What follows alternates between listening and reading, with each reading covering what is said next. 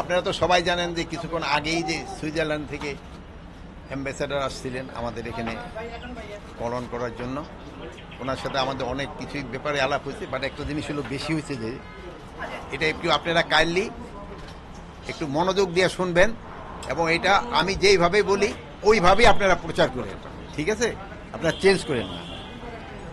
বর্তমান সরকার জনগণের অধিকার, সুশাসন ও ন্যায় বিচার প্রতিষ্ঠায় বদ্ধপরিকর। শুধু স্বরাষ্ট্র উপদেষ্টা হিসাবে নয়, একজন সাধারণ নাগরিক ও সেনাবাহিনীর প্রাক্তন সদস্য হিসাবে আমি বিডিআর হত্যাকাণ্ডের ন্যায় বিচার চাই।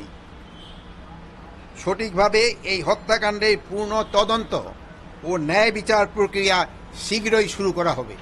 Thank you. অভিযান নিয়ে স্যার একটু